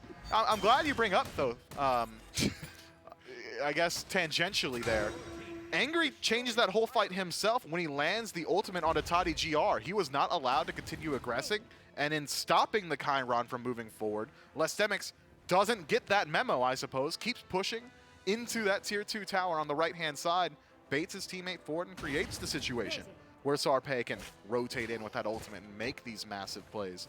Had the ultimate not hit Toddy GR, Lestemix's dive would have hit value. They had hit bedrock somewhere, found some sort of pick, and maybe been able to back up to that Fire Giant. So these small micro plays from both teams, separating these squads between a win and a loss. And that's the knife edge that you walk this late into a SMITE match. Yeah, I think Sarpe has really turned his game around as well. I mean, we were jokingly, of course, throwing some pokes his I wasn't way. joking. He didn't hit anything in the first 10 minutes, man. Right, but when I say Runeforge doesn't work if you're missing everything. Well, he hadn't hit anything yet. Right, I'm saying our harshness was a joke. Okay, yours maybe. But there was truth. Every joke has a little truth behind it. That's right. Oh my God. They say something like that. My point is he can do a lot of damage now. This is a great example. Sarpe goes in. That's a solo kill on a mass kill. 11, 5, and 8 on the Thor. 33,000 damage. Second highest in the game. It's going to be hard to beat Angry at this point. Nobody's going to deal 9,000 damage more than Angry is going to now. As mass kill falls. Enhanced Fire Giant slowly burns away. It is slow. And the Gilded Gladiators got to choose when is their time to fight. Is it now or is it under a Phoenix? And that question's been answered. You know, under a Phoenix may not have been the best decision just because there's a Thoth on one side, just because Sarpe gets to hold on to his ultimate. This is going to be a strong siege from the Niflheim Wargs, and the Gilded Gladiators 30 seconds away from being able to fight as a true 5 stack. I think I would have preferred to take that coin toss in the Fire Giant pit, but instead, it will be a base defense situation under a hobbled mid-Phoenix.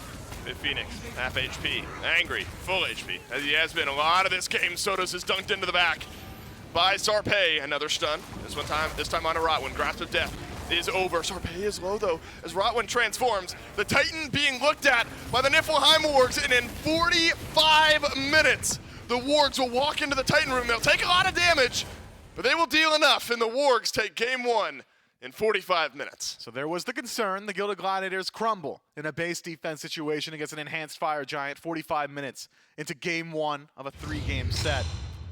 That's crazy. What's up? Say it again. Yeah, I mean, look, we had some fun during that cast, but we got to make some waves, give some credit over to the key players, and certainly I think Sarpe, like individually in one match, I would give him the trophy for most improves. Yeah, we were going from talking about why you don't pick Thor to that's a good pick. Here's an example of why some pros still stick with Thor. Took a little bit of the build to get there, took some swings going his way, but Sarpe ends up turning things around in game 1 in 45 minutes over to the Niflheim Wargs. Miff and I will be right back right after this quick break to break this one down.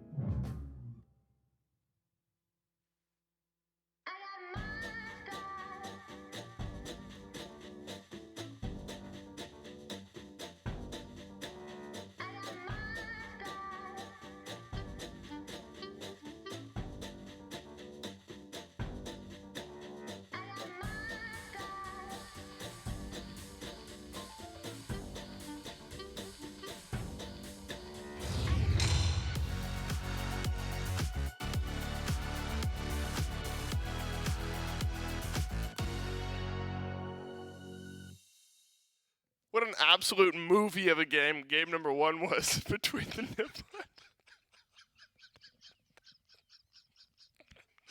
I'm sorry. You broke me. Oh my God, why is that? This is my favorite meme. He told me not to say it. I said, I'm crying. The Niflheim Wargs and the Gladiators go the distance again. What? Stop. Okay. Stop it. Please. I gotta bite my tongue. It's not that funny. It's not that funny. The Niflheim Wargs and the Gilded Gladiators go 45 minutes in game number 1. No, I don't want my name associated with this. Take it off the screen, please. No lower thirds for this. Thank you. They go 45. Right. We're regrouping. We go 45 minutes in game number 1. Yeah, I was actually crying. And the Niflheim Wargs. Oh, you bring it out again. We go 45 minutes for the third time in game number 1, and the Niflheim Wargs end up finding a big pick. And it's a tale of 2 games for the jungler and Sarpei. Angry puts up absurd damage numbers. Gilded Gladiators have their moments, Biff, in game number 1. They actually have a really nice Phoenix Siege on the left side of the map, but ends up not really working out. It pulled Sarpei over towards left, but all the back and forth, Biff, ends up culminating in a big solo kill for Sarpei. We got to go to his single. Yeah. The tears on your face. That meme is not that funny. It is super funny. It is super funny. How do we get here, Miff, in game number 1? Well, for the first 20 minutes, it was relatively even because there wasn't a whole lot of action in the first 20 minutes of this game. But afterwards, it was an eruption of back and forth battles, one Phoenix Siege to another. I think it was like a triple kill on the initial siege and then immediately answered by yet another triple kill on the other side. But I think the character that you need to keep your eyes on most, the person that has the most impact on this game, barring Angry, who was just doing it all from Angry was 2, 5, and 6 at 30 minutes. Yeah, well, Sarpei was. Yeah. Barring Angry, you got to look at Sarpei because this guy steps up and makes the individual plays that opens the door for the Niflheim Wargs to finish off that match. It was, 2 back-to-back Fire Giant fights where he starts it off by finding a one-man pick and then rotating back in and getting involved in the team fight still, even maintaining his ultimate in that last Fire Giant fight as well, in soloing Mass Kill on the center of the map. But it wasn't just Sarpei, and I think Angry certainly deserves some credit because Mans just did not miss any ultimates whatsoever. There we and go. Just tops the damage charts. Yeah, I thought you were talking about Sarpei for a second. Like, from minute 1. No. From minute 30 onward, Sarpei was an absolute menace. And when the game goes 15 more minutes from there, that's what you need. This was the game-changing moment. 43 minutes in, when death timers are 73 seconds, you get a big solo kill onto the enemy jungler. Mass kill, 5, 6, and 8, and a couple of those deaths were very, very impactful. So big turnaround from Sarpei. At 36,000 damage, Smith has given a tissue to wipe his eyes with. 47,000 damage for Angry. Really a 1-2 punch here. I mean, don't get me wrong. Spudio, Preds, Kana. I mean, they all did their job in locking down the necessary targets. But the big highlight reel plays that game were really out of mid, really out of jungle, and that's got to be a tough pill to swallow for the Gladiators, doesn't it, Miff? Where you're not going to make Mike pick that up too. No, we're picking it's that. Salty. And Gilded Gladiators had their moments here in this game, Miff. And so that's got to be a difficult turnaround where you probably feel like a couple different things go differently. You kept yourself even up to 30 minutes into this game. Mass Kill probably feeling like a bit of a dropped ball there down the stretch. And so the Gilded Gladiators still have a chance, Miff, in game number 2 to turn things around. I don't know if that draft needs a total like retooling from the Gilded Gladiators. This is the type of game where there really is a little bit of everything. And you know, it's really up to the individual teams whether they want to answer something. I don't know if you ban a Thor away now. You gotta consider banning a Thoth after what we just saw. The game of chess continues in picks and bans for game number 2, which kicks off right now. As the Niflheim Wargs take game 1 in 45 minutes, and they will remain in first pick. I think if you're the Wargs, you can leave Thoth open again and see if the Gladiators take it away. Yeah, I think that is likely the answer. Whether or not you ban out a Thor, though, I don't think you can. Because there are so many other junglers that are just incredibly consistent. The Erlong Shens of the world, the Gilgameshes of the world. These picks that are generally just going to be able to apply whatever it is that they do every single time. Yeah. For example, Gilgamesh wins a Shamash in the middle of a team fight. Very hard to deal with. Or even just dropping down that banner enough on its own. So, in banning the Thor could just force your opposition into a higher pick, more consistent selection. Wow. Well, look, Listimics, even in a losing effort, was obnoxious on that Cthulhu. Took a while to burn through the Cthulhu as it did a lot of the other objectives there in game number 1. Thoth remains unbanned. The Niflheim Wargs want to run it back. They sure do.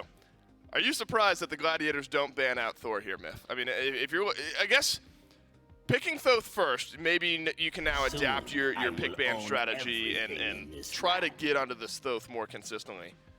But the history is a 43,000 damage Thoth that didn't die at all in a 45-minute game.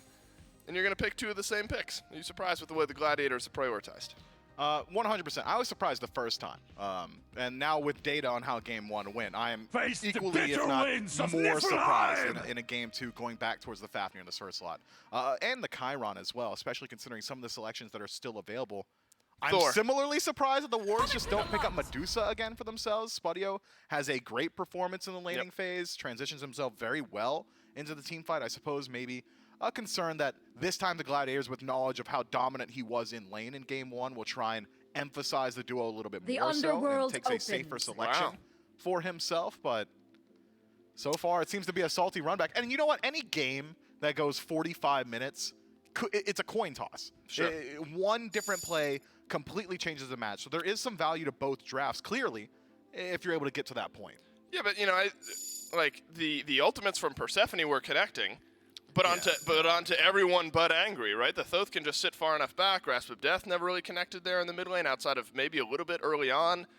And so there was high potential for damage down the stretch, but didn't quite see the impactful ultimates. I mean, really, the name of the game here for the Gladiators has got to be how are we going to disrupt Thoth in the back? Well, there it is. The first change is maybe this Chalk.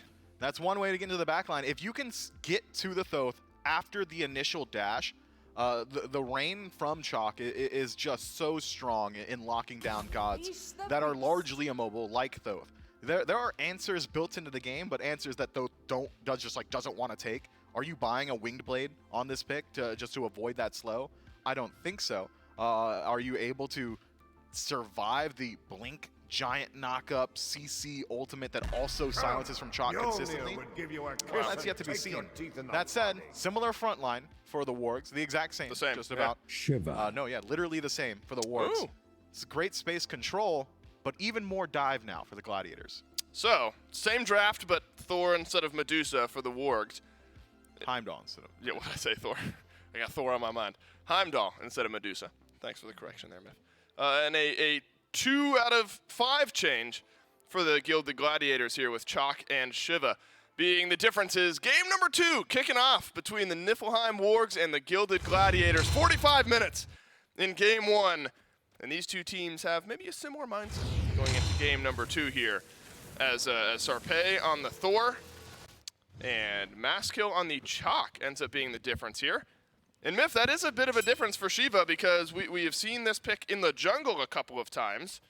Listimics playing Shiva over in solo lane now, and they'll put Maskill on Chalk jungle.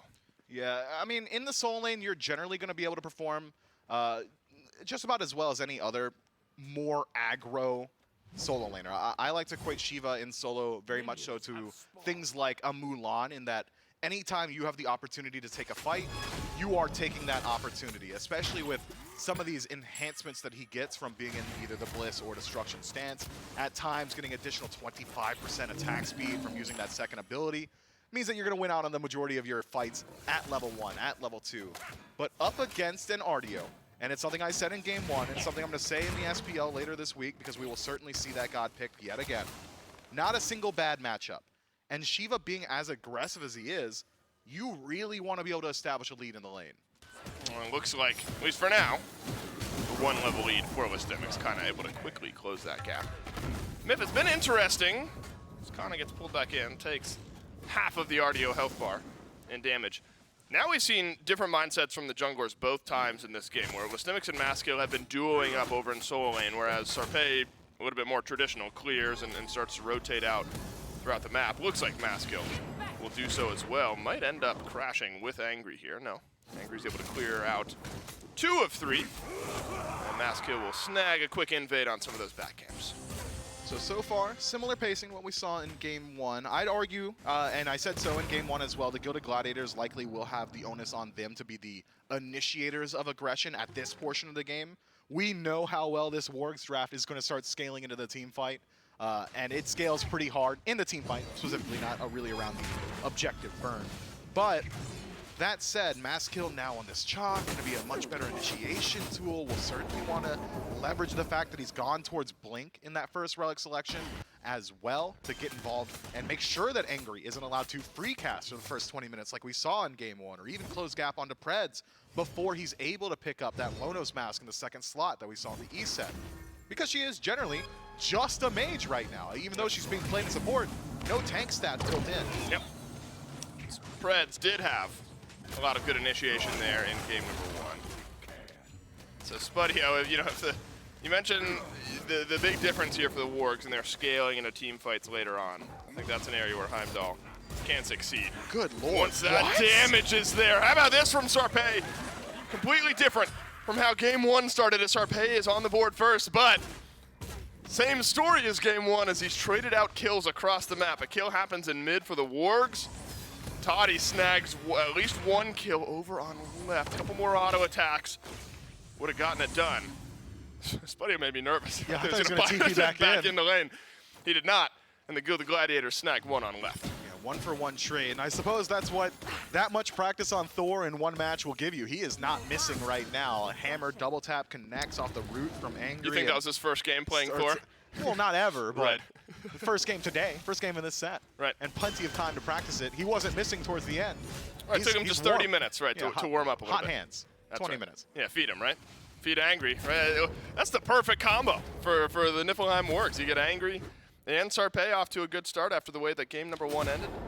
On two incredibly mechanical gods as well. Yep, it's a good start. But on the flip side, Myth, the Gilded Gladiators, just shy of getting first blood, are able to exert a little pressure over in the duo lane as Rotwin and Toddy snag a solo kill over onto Preds as Spudio had to watch on. So that gap, not massive. You're spreading that out over in the duo lane, but you can still see the Chiron and the Fafnir doing a good job of keeping Preds and Spudio pushed back. Though Maskill blinks forward, Grasp of Death onto Angry.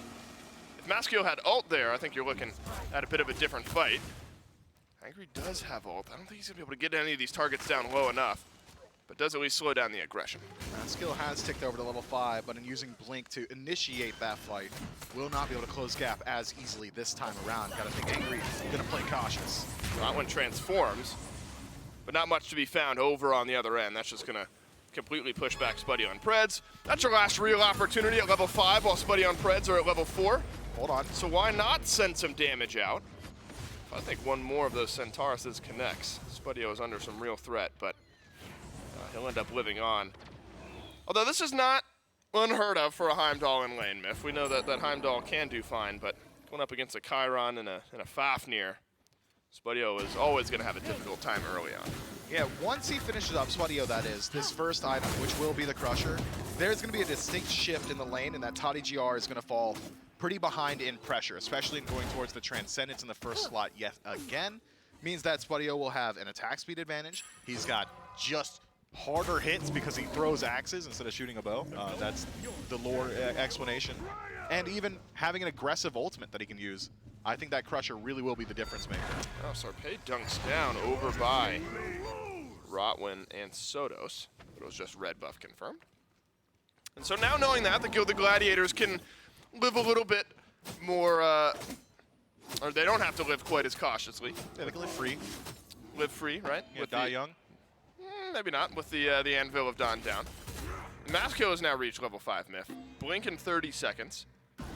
Time to see some of that chalk and put out some pressure on the map. Yeah, so far he's been getting involved consistently in mid, but in staying in mid so consistently, Maskill has put Isodos behind a fair bit. Preds, unlucky, as you say, and stealing away the purple buff. Toddy GR, completely lucky in confirming it for himself. So far, both teams still nursing a slight lead. And it's just the first one separating these two squads. I mean, experience and gold. It is just that difference. And that's small when you look at all the other lanes here on the map. A bit of a 3-man rotation over towards mid. As Sarpé waits on that Anvil of Dawn to come back. And Cha can just feel so strong depending on how you build this character. Jotun's Wrath early. And I just think about how long that silence lasts and the damage that can deal. Which is why I want to see Maskill get involved, because it's so disruptive in a lot of these fights. But also, Miff, I'm curious as to when the Shiva starts to find some impact in this game. I mean, I imagine it'll end up being a standard solo lane style deal. Both have beads, neither have teleport. You start to rotate into fights. Maybe when these teams are considering Gold Fury, things like that. But you go Soul Eater first, and that being a pretty strong item maybe makes some sense here for Listemics. It is a good item, but curious for Listemics on Shiva. Generally, when you see Soul Eater in the first slot, it's on the Bastet solos, it's on the Kleena solos, these guys that you are going to just build into damage, and then you leverage the ability Lifesteal to keep you alive in the team fight. I like to call it effective tankiness because you are going to heal consistently no matter what. But on Shiva, he is already one of the most slippery, if not the most slippery warrior in the game. Double dash, like the longest CC immune channeled CC immunity in the game. Also heals you while you're moving with no movement speed mitigation, means that it is super hard to lock him down. You would think that you could just go towards like a tankier style of build and use that the knock up, the pull in from the first ability, the knock up on the second ability, just all this disruption factor to be annoying in the backline. But Soul Eater indicates to me that Listemics is going to go a little bit more so a style of build that aligns with what we saw from the jungle Shivas. He's going to try and go a little bit more so towards that damage and be that backline diver who can just shut somebody down. And Shiva has got an interesting interaction with Thoth in that it takes a little bit of time to get that evade and punish off. Maybe you can see a pullback in or something like that. There's high threat potential, but it can be returned immediately. If he stays on this squishy path, Sarpé can just one-shot him, and it doesn't matter how evasive you are, how slippery you are in the team fight, if you just die to a CC combo, and that's what Thor does on his own. I was wondering if Angry is going to be under some threat here. As Maskill hovering on the right side of mid, has Blink, has ultimate. Fred's still somewhat squishy as well. Oh no, the wall is trapped as support right in place, but up, down from Sarpé on the Anvil of Dawn. Put Maskill under a bit of pressure. Angry dashes away. Still has Final Judgment, but it looks like a one-for-none pick. Sarpé just doing his best to help out, but ends up keeping Preds right where he is. I think Preds probably dies there anyway. Angry gets jumped on, has to use the beads, and maybe a worthwhile trade. Soto's able to walk away from the Final Judgment. Sarpé doesn't hit the double tap. These are thin margins. Both the Wargs and the Gladiators are playing with. Yeah, I like that play from Sarpé. You'd think, yeah, just land the wall, set up for the ultimate from Angry, but Soto still has beads, so had he just connected the double tap, would have been the highest value. Whoa! Because I thought he would beads it, but he does not. Instead, does it on his own, and clearly the Thor is maxing out his hammer. I don't need to ask Doug. That damage was crazy. Oh, please don't be unlucky for me. Bro, I've been around the block. You play a lot of Thor, Myth? I have. I think he's like my 4th or 5th most played god. What's your most? On her. Yeah? Yep. Really, as a jungler? Yeah, my 3 top played most gods are all hunters. Really? Yep. What's your first one outside of hunters? I think it's Thor. Oh, you said 5th, so 3 are hunters. Oh. Yeah, Tyr maybe? What about you? So Thor's your most played jungler. Yeah. Well, no, Tyr was a jungle once upon a time. Right. Ganesh and Merlin are my top played gods. That's weird. Is it? That is. It's a weird dichotomy you got. Well, if you look at my SMITE history, I played a lot of Ganesh when I first started, and then I started playing a lot of mid, and I've started to really enjoy Merlin and mid, even though it's Were you playing Ganesh because you just wanted to play support? And you're like, I'll just stay out of the way. Was that the mentality? Yeah, I can silence, I can stun, I can drop Dharmic Pillars, a lot of that. Yeah, unfortunately. Need more people like you out there willing to play support. Well, it's not me anymore. It's more Hindu Man nowadays in the support mindset. But carry for your boy. I've done a total 180. The Niflheim Wargs have done a bit of a 180 over the last couple of minutes as the Gilded Gladiators had all the pressure.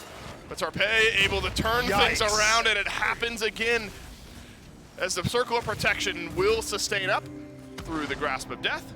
No surprise there, and that is an answer we saw a whole lot of in Game 1, Miffs.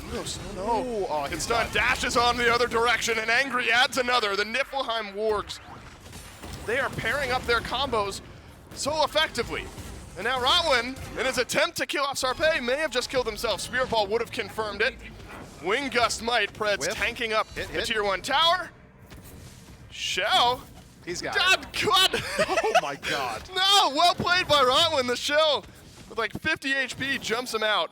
And that would have been devastating if Angry gets another kill here in this game. Sarpé is already on a killing spree. Ended the last game close to Divine. Now off to a killing spree here in game number 2. Then I was surprised if we didn't see more of that combo in game 1. Like Sarpé just dunking onto Sodos.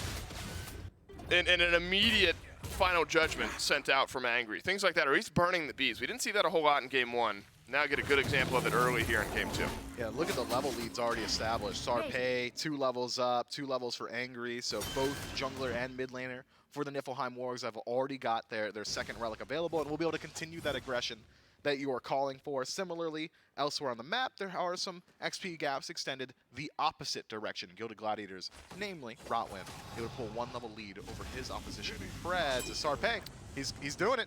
He's looking for Sodos. He's got the beads off of Sodos. That makes a return gank in sometime in the next 165 seconds. So long. A little bit easier. Yeah, it is a long cooldown on those beads. And Sarpé will certainly have Anvil of Dawn back before that. So, a return opportunity for Sarpé at some point. I mean, what a redemption Sarpé has had, from being joked on for missing literally everything in one clip that we see, to ending a game on like a 9, 10, 11 killing streak, to starting game 2 on a 3 killing spree. We've just not seen Masskill been able to match that pressure. Hard to do when Anvil of Dawn is connecting in the way that it is. In a 13-minute Pyromancer will be locked down for the Niflheim Wargs. And the gold lead is still pretty low, Myth, but extends to just about 1,000 now. It's really experience where the Wargs are pulling ahead. And experience is the more important of the two at this portion of the game. Gold Fury will be able to push that lead a little bit further once the Niflheim Wargs are confident enough to step up towards it. And it's something I touched on briefly, 24 minutes into game 1. I think that you really need to start looking towards the Gold Fury if you're playing with this kind of lead, with this kind of draft for the Wargs. I'm talking circle protection and this though. What can Sarpé get done? Remember, Sodos does not have beads. Sarpé, double stun, final judgment sent flying. And of course it connects, it's Angry, and it's Sarpé. And there's an Anvil of Dawn onto a rooted target. Oh Goodbye, Sodos. This is an onslaught from the Wargs. And not only how different Sarpé and Angry look early in game 2, how different the Wargs just look in general. I mean, by the time we were 13 minutes into game 1, maybe a similar amount of kills, but spread more evenly amongst both teams, like 4-4, something like that. Like it was exactly 4-4 at this portion. I had no clue how you knew that. Right, well, because we were dead even at like 4-4, 5-5, 6-6, until we got to like 8s or something like that. And all of the pressure Myth has been funneled in mid. Sodos has fallen 3 levels behind at 1-3. Masskill 2 levels behind at 0-3. And the Gilded Gladiators got that kill over on left, and Sarpé has said, nah, I'm just going to keep rolling over here in the mid lane. And you're right, Myth. Gold Fury pulled by the Niflheim Wargs. Still somewhat slow, but you got circle of protection. You might have final judgment down the stretch here if you need it. You don't. And the Gold Fury and an extended gold lead over to the Wargs. Yeah, the only concern of a steal there is that the fact that Preds has already finished off that Lono's mask, meaning that he's doing 15% less damage, but that concern was immediately alleviated once I realized the Gilded Gladiators were not showing up for any sort of a defense there. The Gladiators, they're going to have to dig in their heels somewhere, because already looking at the map state, Pyromancer gone, Gold Fury gone, desynced neutral objectives, meaning the Niflheim Wargs will have their entire combos for confirmation on both. You're going to have the ultimate from Angry and Preds available for both of these neutral objectives once they respawn. Similarly, permanent objectives already looking a little bit shabby for the Gilded Gladiators. That tier 1 mid tower, it's like a stiff breeze from falling over. Oh, I was looking at the wrong side. I was like, no, it's not. Look at the Wargs tower. It's like, how much damage is that? That's a typhoon flying into mid to knock over that tower. Rotwin takes about half his HP and damage. Sarpé well underway in a very strong build now. Jotun's Brawler's Beatstick plus hi-rez. And over on the flip side, Myth, difference in build for Spudio as the Crushers, Aussie, and Wind Demon. Oh, here comes the stiff breeze. I don't know, Myth. That took a couple more swings than I'd expected. Sodos gets the beads burnt away. Final judgment just wide. A rare miss from Angry. Maybe just out of range anyway, but now Sarpé has to use both actives. And how much value Sarpé got out of those beads. It'll get him out of the grasp of death. And an ultimate from Masskill. Preds being chased down. Circle protection is through. Burst heal, great. Angry now backpedaling back. We'll send some damage into the initiation of the Gilded Gladiators. And there's a lot of damage connecting, but Preds will not sustain long enough. Spudio on a rotation over from Duo. You got to be careful here. You can't go in one by one. Gilded Gladiators are able to pull back a kill, and it's an important one onto Pretz. It is, but there's not much the Gladiators to do with that kill. There's nothing on the map that they can immediately push in towards, especially considering how high commitment a kill that was. Blink and ultimate from mass kill. Sotos loses the beads and ultimate. Rotwin loses his own ultimate as well. So where do you go? You're not going to the Fire Giant 16 minutes in. You're not able to siege this tower with all those cooldowns down, especially up against the Thoth on the other side. So you took out Preds, and that's what you got for the Gilded Gladiators. It ends there. Whereas the Niflheim Wargs, they're allowed to regroup. They've got some time to play with because Pyromancer, it's not respawning for about a minute. So if the Niflheim Wargs, Myth, continue to play at this pace, could be knocking down this set 2-0. But the Gilded Gladiators have shown us in all of their history as a team that falling down early game, not out of the question, but have always had some fight back in moments like this. I don't know. I'm hard-pressed to... I'm not calling this game over, but looking for the avenue. I mean, maybe it's moments where Preds overextends or you send too much towards Sotos to grab a kill and you come up short. It's going to take more fumbles from the Wargs rather than miraculous plays by the Gilded Gladiators here at this point. Pyromancer's about to be back. And so you'll see a rotation over towards the right side of the map. Haven't seen anything from these solo laners yet. Lakana, one-level lead, pretty well underway into that build. As a Pestilence will knock down some of the healing that Mass Kill is going to be doing throughout this game. And so this RDO, you imagine, Myth, getting back to a similar spot to where it was in Game 1, near unkillable, very difficult to deal with.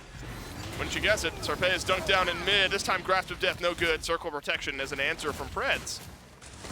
Sotos didn't have the beads, and likely would have been a kill had Sarpé connected. No, just a little bit too far back. That's one of the downsides of taking down the Tier 1 tower so early, is that Sotos is allowed to play so close to his own base. I'm taking a peek at these builds, though. Double Caduceus Shield for the Gilded Gladiators, so Maskill going to be benefiting even more from his own healing, as will Lestemics in both the ultimate and from Soul Eater. But speaking of Lestemics, I'm not certain that I'm a massive fan of this style of build. You've gone for an aggressive first item with Soul Eater, I'm assuming just for the passive, because you're not going down that damage tree that I'd hypothesized earlier on. Instead moves himself more so into just standard defense and then a Caduceus to round it out, a little bit of power, a little bit more healing. But as of now, he's not going to be healing for a whole lot because he doesn't deal a whole lot of damage. And he's not as tanky as he could be because he's decided to go for two utility items, essentially, with this kit. I'm very curious to see how well this Shiva performs once he gets in the team fight. I'll be honest, I'm not the most well-versed in seeing this guy in the soul lane. Generally, when we do see him, it is in the jungle, so this could be something that works out very well. But I am concerned for his ability to survive and get in towards the targets that it's his job to shut down. And that's Angry, by the way. That's Spudio. Those are the guys you want your soul laner jumping onto in these team fights. I'm just not sure he's got the survivability for it. Yeah, I don't know. Well, Angry survives all of game number 1. And 2 so far. And game 2 so far. Yeah, I mean, it's going to be...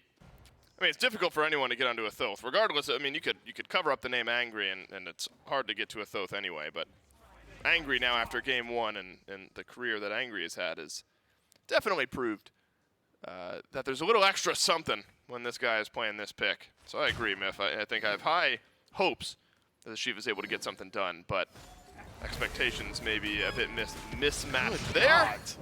If Angry let that final judgment fly, would have been a kill onto Sotos, but now back into the circle of protection. The first rotation out from the soul laner. Sarpé has finished off the kill anyway, as Sotos falls for the 4th time this game. Big wall out, over on the Lestemics. Double kill for Sarpé, but Angry has fallen for the 1st time in 2 games. Toddy GR, credit for the kill here is Rotwin and Toddy, the duo lane of the Gilded Gladiators, will try and slow down this onslaught. The Niflheim Wargs were forced to use that circle protection, so confirmation not quite there for them, but a 4-stack with nobody on the defense, despite making it a 1-for-2 trade.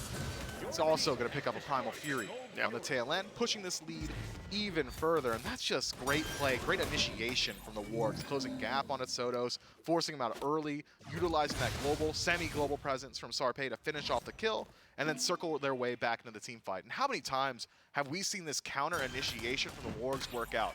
In game 1, it was Sotos finding a Grasp of Death 3-4 members consistently, and it was circle protection, mitigating all that damage, and then healing you up on the tail end. This time it was Grasp of Death and the ultimate from Chalk, the Storm Call, and still was not enough damage to mitigate or deal with the actual defenses afforded by Circle Protection.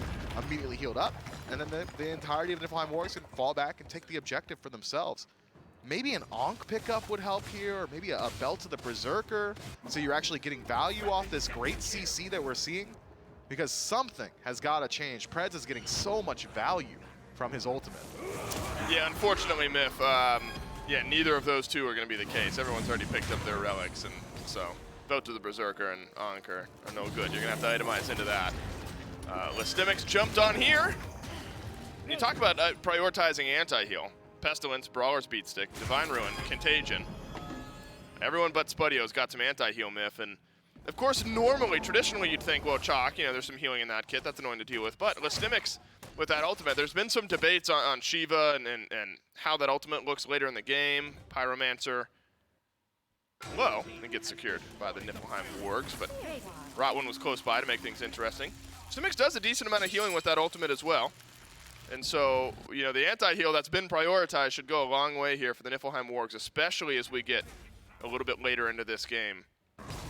Now with Spudio and the way he's building, looks like Wind Demon could be Deathbringer after the fact, where it's full-on ability damage for Toddy. This Fire Giant should go down a little bit quicker this game. Mass kill. We'll walk away as Rotwin has closed the gap. Angry again, holding on to that final judgment. Yeah, wants to make sure he's getting a kill or maybe securing an objective with that. That's a TK on the 2. The Gilded Gladiators, but the Niflheim Wargs will not back up towards the Fire Giant quite yet. They want to make sure Spudio's in range to follow up, and now Spudio, with that crit build that you highlight, will shred objectives. It no longer is a conversation of, hey, can we get 30 seconds alone with the Fire Giant? Now it's 10, 15 seconds with all this crit damage Deathbringer already finished up. That the Niflheim Wargs will have not only superior burn potential, but also better confirmation on the objective in these team fights. Yeah, I wonder if Toddy, in the way that this build is gone, is just going to require one shot onto one of these carries and hope that that gets you back into a fight. He can do it. Right, I mean, now you got Heartseeker completed, Titan's Bane. I mean, you're full build right now if you're Toddy, outside of upgrading your starter item. And so a Squishy could be deleted by the Chiron, you'd imagine. We saw a little bit of this in the SPL this week. I think Netrioid played some really good Chiron games for the Camelot Kings. And so that's where I'm looking. I'm looking for Toddy in this high damage, high range build to get some kills in the same way that Angry has been for the Niflheim Wargs. Rotwin will fall to Sarpé, who is unstoppable. That's 7-0 now on this Thor. There's just been no answer. And that's not even like an Anvil of Dawn. That's not even like something special in Thor's kit. That's just Sarpé and everything he needs to. Fire Giant started. 4 members of the Gladiators will have to have something to say. That's the dash from Listimics, and he's stuck here. Great wall. Yeah, anti-heal. Yeah, prioritized. Not nearly enough healing there for Listimics to stay on the map. Around the backside of this fight, though, is Mass Kill. Considering a rotation in. Anvil of Dawn is up. Sarpé just hovering the environment, or is he one-shotting Sotos? A little bit more damage would have gotten it done on the first rotation. And Sarpé is divine. Fire Giant is low. And Mass Kill now leaving. Toddy has got a lot of damage. Doesn't have enough here. Kept things interesting. As the Fire Giant is still pulled by the Niflheim Wargs. One by one, the Gilded Gladiators go in. And one by one, they die. Fire Giant on all 5 of the Wargs 25 minutes in. The Wargs just divide and conquer in that team fight. I don't think there was ever a point where 2 members of the Gilded Gladiators were grouped up on top of each other. It was okay, we got to pick onto Rotwin. All right, we got to pick onto Listimics. Okay, we got Sotos afterward. Tony GR last to fall, and Mass Kill just hovering around the edge of the team fight for the entire time, waiting for his opportunity to engage, which is pretty standard for these assassins, for junglers, but he's not playing an assassin. He's playing Chalk. He needs to be the initiation for his team, and he was direly needed there. Wow, how about this? Sarpé is just slowing down the back of Mass Kill, and that's going to be an easy right side Phoenix for the Niflheim Wargs. Sarpé finishes off the build with a Rune Forged. And you're gonna get value now later on. Oh, he will. But I think he would have. Think how much more value he would have gotten early on. Although you get all this damage, I just mean he was hitting everything this game. So a Rune Forged at like minute 1 would have been nuts. And there will be value down the stretch from this Rune Forge for Sarpé. A little percent pen for Angry to finish off this build as well. Pretty far behind. Sotos though, level 20, a full item behind and an upgraded starter item. Mass Kill item behind Sarpé as well. some of those pivotal roles, you can really see a difference starting to build up here. Not starting, the difference has built up. As the Niflheim Wargs playing this one properly, miffed. A couple towers still remaining on the left side of the map, and the Gilded Gladiators, I think, smart not to put up a fight. It looks like SMITE is trying to find any one person on their own, probably barring Maskill. Be pretty difficult to shut him down. A chalk with that much healing and movement speed, very difficult to lock down. But the defense of the Gilded Gladiators is not entirely weak. It's more so defense through offense. I'm expecting the second the Niflheim Wargs step in, that we're going to see a concentrated dive from the Gilded Gladiators. Maskill leaves base. Has to use the axe to clear a ward, head on over towards right, and head on over towards mid. I mean, with how strong SMITE is, yeah, this has got to be the right call for the Wargs. I mean, you send him towards mid, he can 1v1 in your mind just about anyone. At least survive against Maskill. You're not going to lose any 1v1s, but might have a hard time finishing off every single target. As you do split up the Gilded Gladiators just a little bit here, and the Wargs will take their chances 4v4 with how strong Angry is over on the left side of this fight. Jump in from Rotwin, but health bar trickling down a little bit. Has to use the Draconic, my goodness, transformation to flip on over. That'll give his team a nice leg up here in this fight. A jump in from Rotwin. And no chance, the Grasp of Death flies right on by this entire fight. Sodos has hit no one, but Angry misses the final judgment as well. Yeah, but I think one of those a little bit more dire, considering Rotwin trades his life for the opportunity to stun somebody to set up for Sodos. So now a major team fight tool and ally lost to the Gilded Gladiators as SMITE maintains his pressure in mid. Well, SMITE might not die in a 1v1, but a 2v1 will be more difficult. Left side Phoenix gone. Fire minions pouring down the right side of the map. 20 seconds left without Rotwin. One final chance for the Gilded Gladiators. Fire Giant, only a little bit more time. The Gilded Gladiators have only lost 2 Phoenixes so far, only 2. One still standing, but the base under assault of these minions. Whoa, SMITE. SMITE's up. SMITE is down, no good on the stun. Wall forces Sodos back towards the left. This Persephone all on her own. SMITE has used both actives. Now's the chase down. Toddy grabs a shutdown, but Angry is still on the map. The 1-2 punch of damage is still there. Somehow Sodos survives. And the answer is the relics. It is a 1-for-1 trade though, as Angry turns around, sends its damage right on back. Final judgment charge. Oh, but the Aegis well timed from Toddy. Not patient enough from Angry. Not again. Now it's a 4 versus 4. Listimics into the ultimate, sustaining up the front line of the Gilded Gladiators as Spudio is chased down in the back. But Angry has got another. It's a double kill for the Thoth. Spudio adds 1. Triple kill for Angry down the stretch, and the Fire Minions will get it done. The Niflheim Wargs take this set in 2. Sodos stumbles at the tail end of this game. 2 whiffed ultimates back to back as a Quadra goes over to Angry, and the Titan will fall in convincing manner in game 2 to the Niflheim Wargs from minute 1 to minute done. Yep. Dominance. This one feels very, very different from game number 1. 30 minutes of back and forth action in game 1 where the Gilded Gladiators have a say in the way that that match is going. You could probably extend it further. 35, 40 minutes in game 1. Game 2 is very different. This is SMITE and Angry dunking literally on the mid lane over and over and over again. That lead builds up. And there was just never any looking back. I still look at picks and bans myth for game 2, even if nothing like was super egregious. No. I think letting Thoth through again without any contest after the way game 1 went was still pretty surprising to me. Yeah, Angry has a great performance on the Thoth, but I think you got to give credit over to SMITE yet again. I mean, Angry shows he's mortal in game 2. Right. SMITE, though, what a quick performance from him. Yeah, big turnaround from SMITE from the early goings of game number 1 into the end of game number 2. Niflheim Wargs, they show up. They take the 2-0 set over the Gilded Gladiators. We'll take a break, and Miff and I will be right back.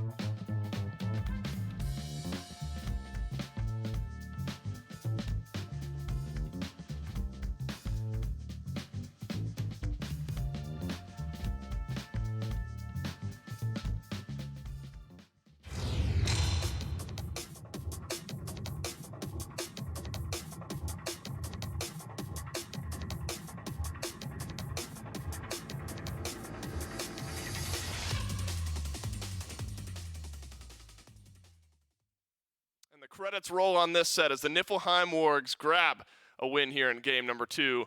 Very, very different story being told in game 2 from what we saw, at least in the early part of game 1. You can copy and paste the last 15 minutes of game 2, stretch it out over or game 1 rather, and stretch it out over the course of game 2.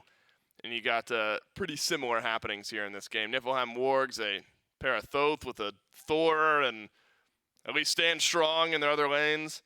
There's Dave Dig Dog Olsen and Caleb Sullivan bringing the breakdown for game 2. Does it not normally say Caleb Sullivan there? Doesn't it? Why'd you read mine? Dig Dog was new. Yeah, but they just didn't have Mifflin there, so I like at all. No, it was just I'm Caleb Mifflin, Sullivan. by the way, guys. Make sure you remember that. Don't call me Caleb. We're not friends. Caleb, don't call me Caleb. Mifflin Sullivan is your name. Game 2, Miff. What happens here for the Niflheim Wargs? These are always the hardest types of game to break down because it's so simple. Right, it's a one-track thing. It's just dominant. Mid-chasm, mid 2v2 chasm, there you go. I should say. And that's a good indication of what went wrong. Isotos had beads for that trade, does not use it, loses his life. And that kind of is the continuing thread throughout the entirety of this game. Just dunk into kill, into dunk into kill with mitigated success, even when Sotos or the rest of the Gilded Gladiators are landing their abilities. It just felt like the draft, top to bottom, was beat out by what the Niflheim Wargs had brought. 3-man Grasp of Death, okay, Circle Protection. 2-man Stun from Watman, doesn't really matter to me. Sarpei just one-shot your backline.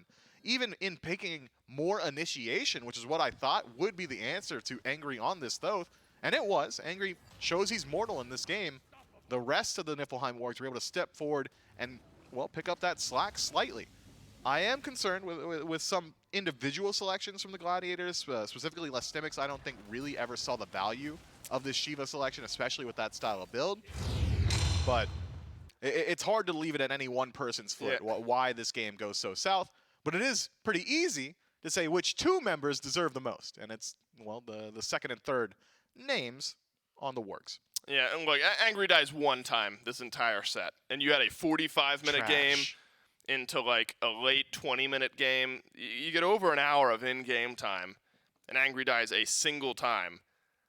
You know, that's a pretty good indicator of not only Angry playing well, but the dive of the Gladiators just not consistent enough. 26,000 damage and 22,000 for Angry and Sarpei together.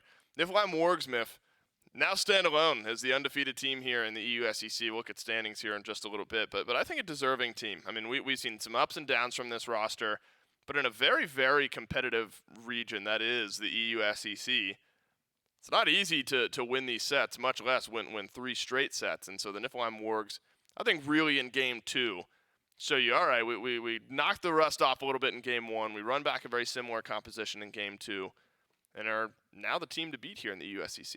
Which is genuinely surprising considering how the last season went. I mean, it was now Hex Mambo, Elysium at the time, that was dominating so heavily. And now Deathwalker, Johnny Zeros, Trixtank, Ecrom. Sure, some changes to the roster, but still a team that has got so much pedigree behind them. I would have expected to be at the top of the standings, and so far have not been that. And instead, it's this squad of just great talent, SCC talent to be sure. It doesn't really have that same Worlds pedigree that we see from some of these other teams, dominating the entirety of this region. Here's what we've seen so far. Struggles continue for Hex Mambo in the EU SEC. Styx Ferryman in 3 games win over Hex Mambo. 2-0 win for the Niflheim Wargs over the Gilded Gladiators. This one goes long, though. A couple longer games in this 2-0 set. And the final set of the week here in the EU SEC will be the Aru Scorpions up against the Highland Ravens. That will be before the SPL tomorrow at 11 a.m. Eastern Time. And the standings implications pretty important for that set as well between the Aru Scorpions and the Highland Ravens. The Scorpions 0-2, the Ravens at 1-1. So if the Scorpions win, we'll have 4 teams at 1-2, and then the undefeated Wargs and the 2-1 Gilded Gladiators. And that's pretty interesting, Nif, and I think that shows you, especially with still a handful of, once every team has 5 games played, that's when everyone will have played one another. There's still some healthy matchups to go here in the EU SEC and a lot of competition top to bottom. Yeah, I think so. The standings could very well shift up entirely by the end of this SEC split. So keep your eyes on it. Make sure you're following your fans, or no, you are the fans. Make sure you keep following and supporting your teams. That's right. Thanks, Miff, for the casual reminder. North America, a couple of sets coming up later on today to round out our day here on our SEC broadcast. The Weavers up against the Tanuki will be the first matchup that we are showing you guys, and then the Sages versus the Wardens to end the day. And then our final North American set of the week will be broadcast prior to the SPL starting on Saturday. That'll be 11 a.m. Eastern Time there. Tanuki, Weavers, Sages, and Wardens, Smith. What's your favorite name between those 4? I really like the Anansi Weavers just because I actually, when I was in high school, I took a mythology course because I was like a really nerdy AP student. Yeah, you are. Okay, right. All right. So I had like extra credit hours that I just needed to fill. So I took mythology, and I actually wrote my final on Anansi the Spider. No kidding. Trickster God. Pretty Really? fun. Yeah. That is pretty fun. Pretty wholesome, too. I'm going to pick your brain a little bit more about that here in just a minute, Miff. The EU portion of our day is done. North America coming up next. It is the Tanuki versus the Weavers right after this.